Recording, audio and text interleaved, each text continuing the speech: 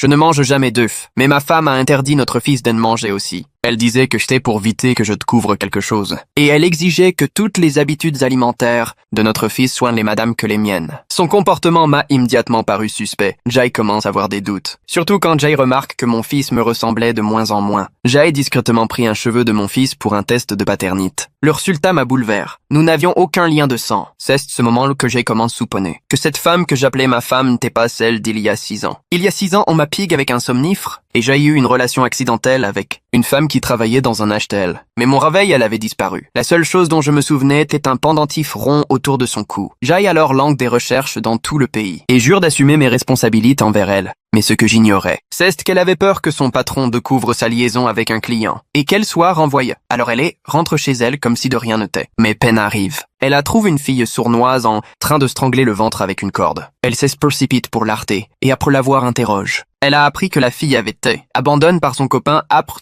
retombe enceinte, sans argent pour avorter. Elle avait décidé de le faire elle-même. Elle a alors propos de lui prêter de l'argent. Mais la fille trouve que ce n'était pas assez. Elle a ensuite menti en disant qu'elle voulait vendre le pendentif. Et elle lui a donné le bijou, puis elle est allée aux toilettes. C'est ce moment persiste que je suis arrivé avec mes hommes. En voyant le pendentif dans la main de la fille sournoise, j'ai cru qu'elle était la femme de cette nuit-là. Mon assistant lui a tout de suite demandé si elle voulait devenir ma femme. Et moi me déclare vouloir assumer mes responsabilités. Elle était d'abord surprise. Mais en se souvenant du suon sur le cou de l'autre femme, elle a compris que j'étais l'homme de cette nuit. Et comme je ne reconnaissais pas le vrai visage de la femme, elle a menti en disant que c'était elle. Je l'ai cru. Je les ramène chez moi et prise soin d'elle. Et j'ai Madame Trey l'enfant qu'elle portait, comme s'il était mon fils. Sans savoir que ma véritable bienfaitrice était DJ enceinte de mon enfant, 6 ans plus tard. Elle levait seule un petit garron, mais l'enfant souffrait d'une maladie cardiaque congénitale. Pour gagner de quoi payer l'opération, elle travaillait 8 emplois à la fois. Un jour, elle est venue passer un entretien comme gouvernante dans ma villa, sans savoir que c'était chez le pro de son enfant. Après savoir donne quelques consignes son fils, elle est allée se préparer pour l'entretien. Mais ma femme rentre pile ce moment-là avec notre fils. Son fils a percu le petit garron l'entre. Ma femme non seulement n'a pas présente d'excuses, mais elle a crié sur le garron. Et a exigé qu'il s'excuse. Mais le garron a dit que c'était eux qui avaient un funk dans lui, et les a accusés d'être méchants.